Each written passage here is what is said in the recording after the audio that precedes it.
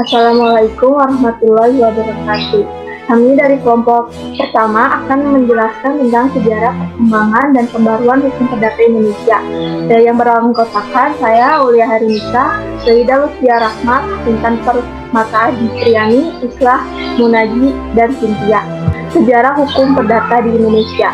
Secara umum, Kitab Undang-Undang Hukum Perdata yang dikenal dengan istilah Burgerlijk Wetboek atau BW adalah kodifikasi hukum perdata yang disusun di negeri Belanda. Penyusunan tersebut sangat dipengaruhi oleh hukum perdata Prancis atau Kode Napoleon. Kode Napoleon sendiri disusun berdasarkan hukum Romawi yang pada saat itu dianggap sebagai hukum yang paling sempurna.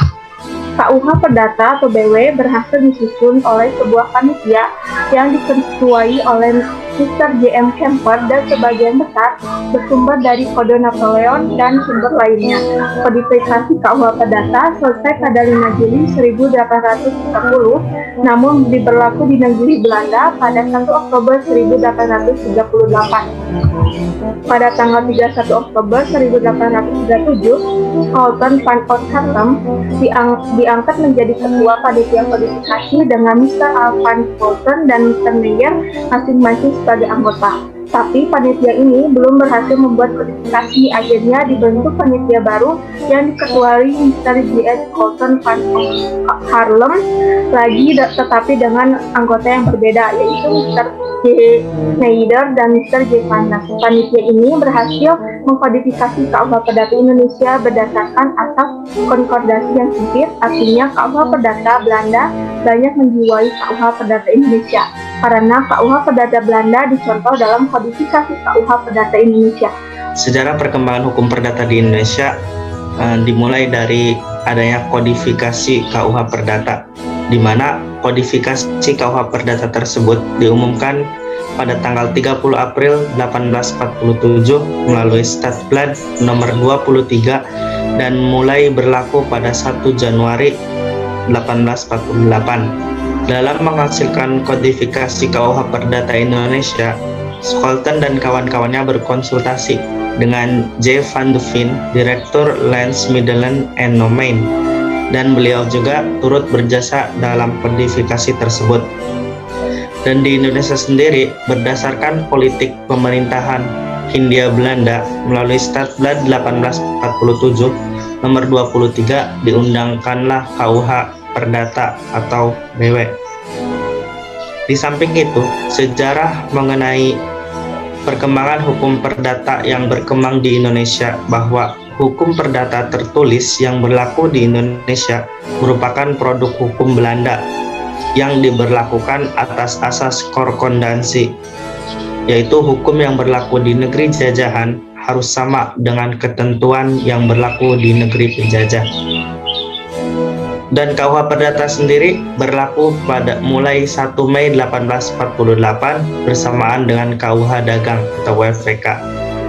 Kemudian mengenai keanekaragaman hukum pada masa pemerintahan Hindia Belanda, di mana keanekaragaman hukum yang berlaku pada masa pemerintah Hindia Belanda bersumber pada ketentuan dalam pasal 165 Indische Straatregeling atau IS yang membagi penduduk Hindia Belanda atas 3 golongan, di mana golongan yang pertama yaitu golongan Eropa yang semuanya adalah orang Belanda, orang Jepang ataupun orang-orang negara Eropa sana, dan berlaku hukum KUH Perdata.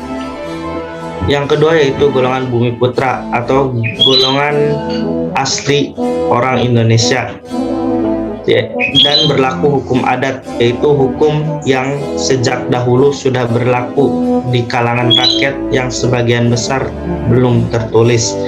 Dan golongan yang ketiga yaitu golongan Timur Asing. Golongan Timur Asing sendiri terdiri dari golongan Timur Asing Tionghoa, Arab, India, dan lainnya yang tidak termasuk golongan Eropa dan Bumi Putra. Dan untuk golongan tersebut berlaku KUH Perdata dan KUH Dagang. Dalam pengertian bahwa golongan Tionghoa mengenai BW tersebut ada sedikit penyimpangan, dan berdasarkan pedoman yang disebutkan di atas, di zaman Hindia Belanda telah ada beberapa peraturan Eropa yang telah dinyatakan berlaku untuk bangsa Indonesia asli, seperti pasal 1601 sampai 1603 lama dari KUH Perdata, yaitu perihal perjanjian Statblad 1879 nomor 256, dan juga beberapa pasal dari KUH Dagang, yaitu sebagian besar dari hukum laut Statblad 1933 nomor 49.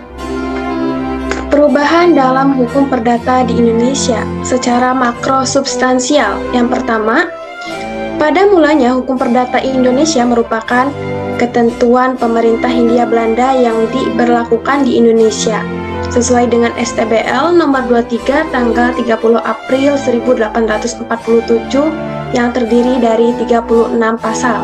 Yang kedua, dengan konkordansi pada tahun 1848 diundangkan KUH Perdata oleh pemerintah Belanda.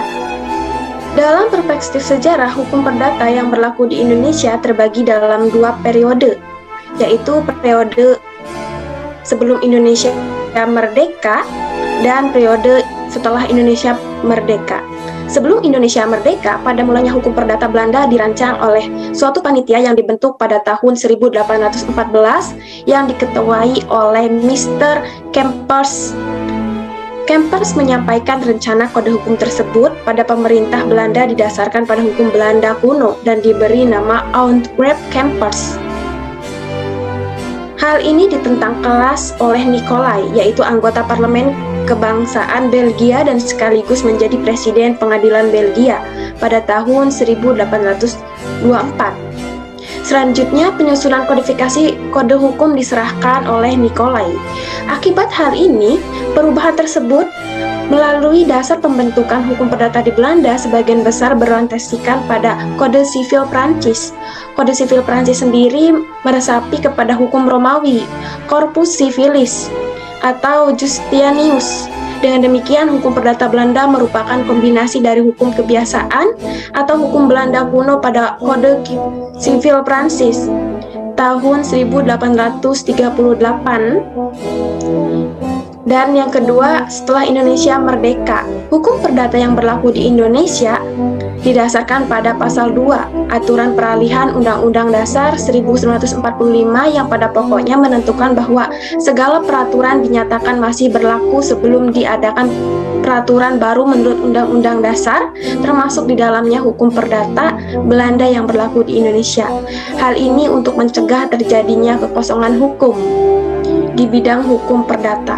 Namun, secara keseluruhan hukum perdata di Indonesia dalam perjalanan sejarahnya mengalami beberapa proses atau pertumbuhan yang mana perubahan tersebut yang sesuai dengan kondisi bangsa Indonesia sendiri. Pembaharuan hukum perdata di Indonesia ditinjau dari segi keadaan pluralisme, hukum perdata di Indonesia belum mengalami perubahan ke arah yang bersifat unifikasi yang berlaku bagi seluruh masyarakat Indonesia yang berlaku secara nasional.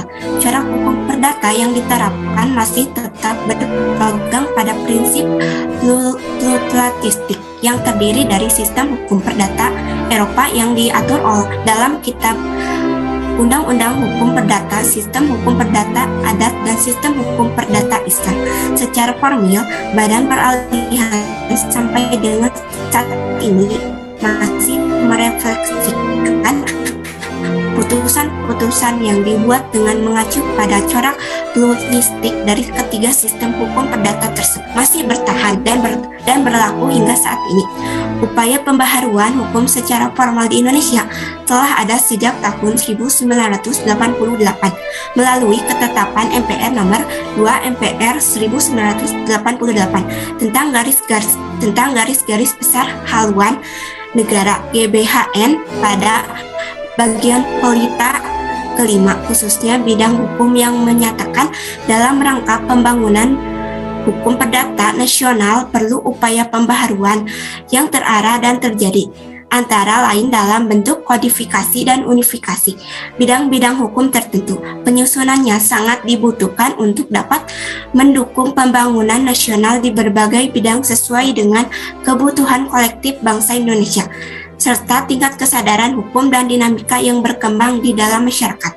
Keberadaan hukum perdata di Indonesia masih dalam tahap perkembangan dan pembentukan untuk menjadi hukum perdata positif yang memiliki dasar-dasar filosofi berdasarkan pandangan dan kepribadian bangsa Indonesia dengan mengedepankan prinsip-prinsip dasar keadilan, kebenaran, dan kemaslahatan bagi kepentingan setiap warga negara yang selalu mengedepankan etika, moral, dan spiritual. Dalam RPJM 2015-2016, penegakan hukum perdata menjadi salah satu hal yang harus dibenahi. Sasaran yang harus dicapai dalam pembangunan bidang hukum dalam kurun waktu 2015-2019 adalah mewujudkan sistem hukum perdata yang efisien, efektif, transparan, dan akuntabel, dan terwujudnya penghormatan, perlindungan, dan penumbuhan hak atas keadilan bagi warga negara. Upaya unifikasi dalam sistem hukum perdata nasional. Latar belakang upaya unifikasi dalam pembaharuan hukum perdata di Indonesia karena hukum perdata Indonesia merupakan produk warisan kolonial sehingga tidak sesuai dengan kepribadian bangsa Indonesia dan sudah seharusnya diganti dengan produk hukum perdata yang mencerminkan nilai-nilai dalam masyarakat Indonesia. Sehingga hukum perdata yang berlaku saat ini tidak sesuai lagi dengan dinamika perkembangan masyarakat Indonesia yang mengalami perkembangan yang sangat cepat dan banyak aturan-aturan hukum perdata itu yang tidak sesuai lagi dengan kondisi saat ini. Jadi hukum perdata dalam BW semestinya hanya merupakan hukum transisi atau hukum peralihan saja untuk menuju kepada hukum nasional Indonesia agar tidak terjadi kevakuman hukum dalam kehidupan masyarakat Indonesia. Pluralitas hukum perdata berlaku di dalam kehidupan masyarakat sebagai living law, berdasarkan paham partikularisme pada masa pemerintahan kolonial Hindia Belanda, semestinya harus disesuaikan dengan suasana kemerdekaan. Cita-cita nasional untuk menyatukan Indonesia sebagai satu kesatuan politik dan pemerintahan ada kecenderungan untuk mengabaikan hukum rakyat yang masih plural dan bersifat lokal untuk diganti dengan hukum nasional yang dalam bentuk unifikasi dan terkodifikasi. Kebijakan hukum nasional ditantang untuk merealisasi cita-cita nasional sebagai kekuatan pembaharuan, sehingga mendorong terjadinya perubahan dari wujud masyarakat-masyarakat lokal yang berciri agraris ke kehidupan baru yang bercirikan urban dan industrial dalam format skala nasional. Menghadapi keadaan yang demikian, politik hukum nasional menggariskan pembentukan hukum perdata nasional dilaksanakan dengan kodifikasi parsial dan terbuka, yang mengatur sejumlah peraturan yang lepas, sehingga tidak dalam bentuk buku yang sistematis dan lengkap. Dalam simposium pembaharuan hukum perdata nasional yang diselenggarakan atas kerjasama antara BPHN, Departemen Kehakiman, dan Fakultas Hukum UGM pada tahun 1981, bahwa untuk menghadapi kesulitan dalam usaha kodifikasi tersebut, diberikan solusi berupa kodifikasi parsial dan terbuka, yang dilakukan secara bertahap sesuai dengan kebutuhan dan prioritas di dalam pembangunan hukum nasional. Berarti kodifikasi terbuka memungkinkan adanya aturan hukum sejenis yang mengatur berbagai masalah bidang hukum bersangkutan secara khusus. Sedangkan kodifikasi parsial atau bagian merupakan cara mempercepat proses kodifikasi berupa kodifikasi dalam lapangan-lapangan hukum yang lebih sempit. Sekian materi yang bisa kami sampaikan. Assalamualaikum warahmatullahi wabarakatuh.